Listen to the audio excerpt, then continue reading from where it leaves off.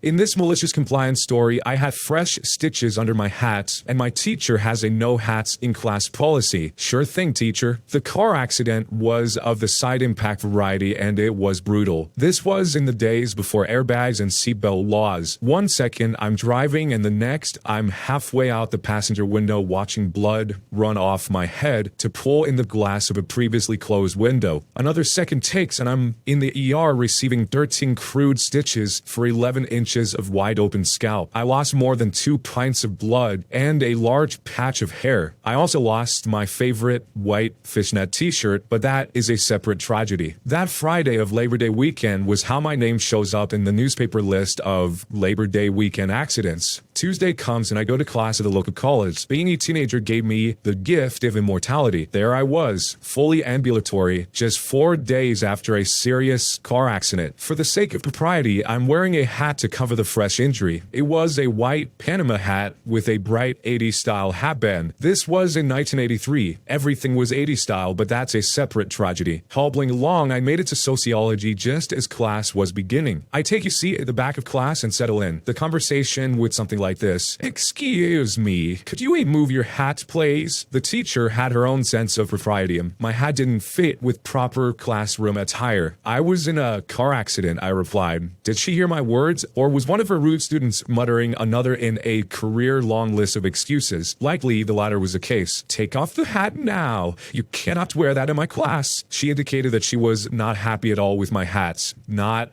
at all. Well, okay then. Off comes my hat. Roughly a third of my hair had been shaved off. The wound was pink and puckered. The seam had a line of dried blood in it. The wound began an inch beyond my missing hairline and continued back, branching into a Y shape. The surgeon's instructions were to keep the wound clean, dry, and unbandaged. Lucky for all in attendance, my mother had washed my scalp the previous day. She used the word gore at some point to describe what she was washing off. Imagine now, you're one of my classmates. Whatever you would say at that point would be something I heard from my classmates and friends. You can put your hat back on, said the teacher. Not before little malicious compliance, I won't. But what I said was, but I can't wear hats in class, I replied. I mean, I can do it, but not if I'm breaking the rules. Please put your hat back on. Okay, if you insist. And the hat went back on my head. My advice is not to engage in malicious compliance in the first day of class, not in a course where the teacher gives essay questions. That was the only C I received that semester, but that's a separate tragedy. I'm guessing the teacher in this case didn't understand what the OP meant when they said that they were in a car accident. If the OP just straight up said, hey, I have gigantic,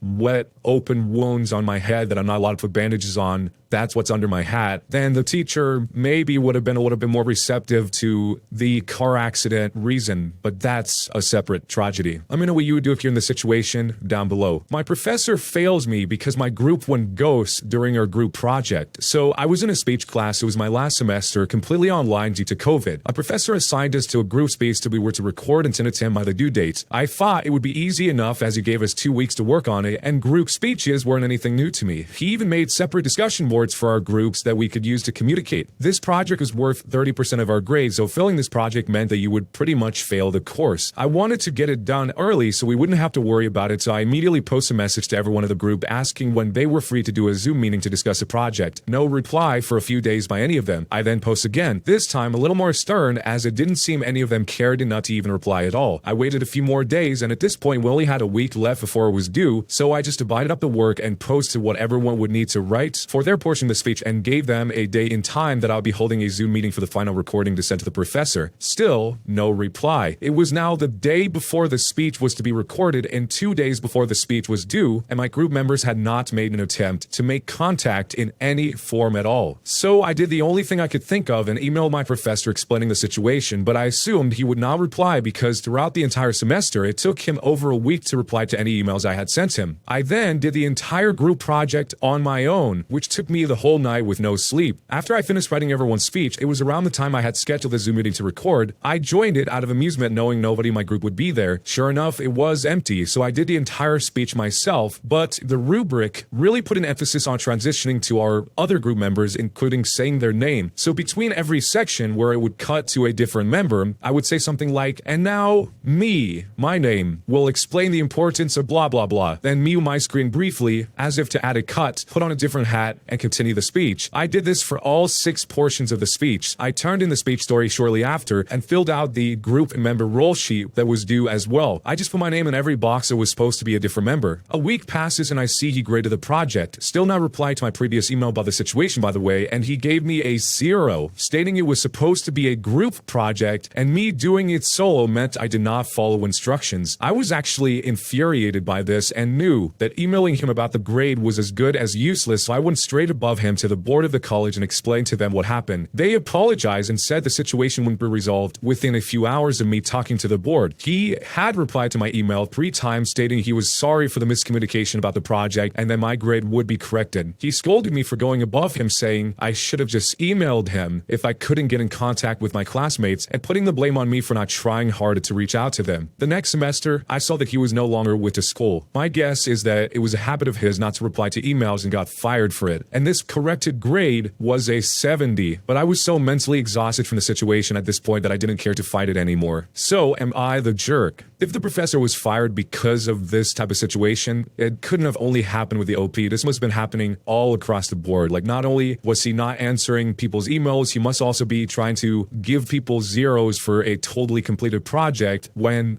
they also had things outside their control. In this case, I mean, he has the proof that he wrote these emails to all of his classmates, his group members, multiple times, and the proof that he wrote the email to him, the professor himself, which is why it's so strange that he would say if the OP couldn't contact the group members to not reach out to him instead of going above him, because the OP did, and he didn't respond. After what seems like quite a long period of time. Maybe what he meant was going in person to his office hour or something, but that's not what he said here in the post. So let me know what you would do in a situation like this down below. My mortgage was sold to a company that wants to charge me $14.95 to pay my bill online, so I sent them a check every week for 1/4 that amount instead. Last year, for like the 6th time since we bought our house, our mortgage was sold to yet another company. I've never been late paying it, have occasionally made extra payments, but I've never had any issues. But this new company wants to charge me $14.95 for a convenience fee to take a payment online. This is absolutely stupid. I can make the payment over the phone and pay another fee, or I can mail a check/money order for no fee. Also, I can set up auto pay, giving them access to my bank account, but that's a hard no from me. So I went online and my bank has a neat bill pay service where you can set it to repeat monthly, weekly, etc. I took the monthly payment, rounded it up a bit, and then set my bank to cut them a check every week for a bit over 1/4 of the amount. Doesn't cost me a dime. I don't even pay postage. I'm sure the money comes out of the account a little earlier than the mortgage company actually gets it, losing me a tiny bit of interest or something, but man, it makes me feel better than trying to charge me $15 for what is essentially an automated process for them. They now get to process 4 to 5 checks a month, and I'm sure they have the whole process down to an art for minimal human interaction, but it's not zero. I really want to press my luck and send 1/30th of the payment every day, but I figured my bank might cut me off at that point, which would be 1 check for every single day of the month. This one is actually pretty awesome. A fine showing in the art of malicious compliance. At first, I didn't completely understand why it was 1/4 of the amount. I thought it was because he was calculating for not paying the fee, but he's just saying in order to set up as many checks as possible so that it's annoying for them to have to go and cash these checks every single month as a way to get back at them for charging this absurd $15 a month on my convenience fee. I've seen some of these on my convenience fees that are absolutely ridiculous. One of the ones that I saw not too long ago was $60 for every time you wanted to pay, which is totally absurd. If his bank actually allowed him to do 1/30th of the payment so he gets another check every day, that would be pretty hilarious. And I think the company would get the message a lot quicker than 4 checks a month in this case. If you guys have ever had any experiences with these ridiculous convenience fees, let me know down below. In this malicious compliance story, the OP blows a major aerospace company's mind with a foreign graduate degree. I work for a big American technology and defense firm with tens of thousands of employees. A senior executive who had worked there successfully for years was caught with a falsification on his resume. He was immediately fired, and a new policy was instituted requiring all employees to sign a form giving the company permission to query the college or university with their highest claimed degree for verification. I have a doctorate from an old prestigious European university, an institution that I was quite sure would have no interest in such a query. But whatever. I signed the permission form and attached a note warning the company that the university would probably ignore the request, which it did. After a month or two with no response, HR called me in and said that the university had not responded as I warned, but that corporate would accept a photocopy of my degree. Fine, I'm good with that. Remember the old prestigious European university part? My degree is a piece of actual parchment about the size of a throw rug with a wax seal about a centimeter thick and written entirely in Latin. So I bring it into the office and photocopy it a bit at a time by sliding it around on the photocopier window. It takes like 12 pages to get it all. I staple them into a pile and give it to HR, who reluctantly pass it on to corporate. Another month passes and HR calls me again. Corporate is complaining that your degree is written in a foreign language. Yep, I say. It's in Latin. Tell them to find a priest to translate it. And I walked out. I never heard them bring it up again. A few other points of clarification that he added was that this took place well over 20 years ago when stuff like this did not happen on the web. Snail mail and paper mail were the standard. And he also mentions that his work is in the civilian sector, which does not require a clearance. Being an American with a foreign PhD did not cause any hassles. What happens in the case where you lose the copy of your degree? I mean, if you can't call to a university to get you a new one, what options do you really have? You just have to have people take you on your word that you actually did go there, or carry around this photocopied version of this giant scroll. I've actually never heard of an old university doing this where they just give you a massive scroll, and as he describes it, like a throw rug instead of just a normal degree, but maybe that's just tradition wherever this university is at over in Europe. I would love to know if this corporation actually ended up getting a priest to translate the degree after all. Let me know down below if you've ever heard of anything like this before. Am I the jerk for not snowblowing the new neighbor's driveway? Our old neighbor, Mr. B, passed away last year. He was a very sweet old man, kind of like the neighborhood grandpa. He was a widower and the last couple of years started having mobility issues. When it snowed, we would go over with a snowblower and clear his driveway and salt the walk. In the summer, if I was out mowing, I would do his lawn too. When his health went downhill, we got his groceries and would bring him meals. When he passed away, we continued to mow the lawn and take care of the outside of the house when it was vacant. His children were very appreciative and thanked us for taking care of Mr. B when they could not be there. They eventually sold the house and the new neighbors moved into the house in the fall. We introduced ourselves and did the standard neighbor greeting. We noticed they didn't have any lawnmowers or snowblowers, so we told them that they should get those things sooner rather than later, since we typically start getting snow in November. A few times when I was out mowing, the neighbor asked me to mow with their lawn, and I obliged, but I told him that they should really consider getting their own yard tools or calling a service. We just had a huge snowfall and are expected to get more this weekend. The neighbor came to my house early on Sunday morning and banged on my door, asking when I was going to be out snowblowing as they needed to get to work. I told the neighbors that I was not going to shovel/snow blow anytime soon, so they may want to dig their cars out so they could get to work. He told me that they didn't have any shovels and explained that they were relying on me to come over and take care of it. I told him that I was not planning on doing that. I told him that he could borrow a shovel if he would like, but I was going back to bed. When I did go out to shovel and snowblow several hours later, I did not do their driveway. The neighbors are now angry at me, and he confronted me outside, saying that it's my fault they had to call out of work. My wife thinks that I should have sucked it up and went over, but I told her that I'm not a landscaping service and that I should not have to wake up early and shovel their driveway. Am I the jerk for not snowblowing for the neighbors? The level of entitlement here is unbelievably high. It makes me wonder if they knew that the OP was doing the shoveling and snowblowing for Mr. B and thought that was the perk of the house or something. I mean, the OP clearly keeps warning them that they got to get their own tools and start doing it, but yet they did none of that.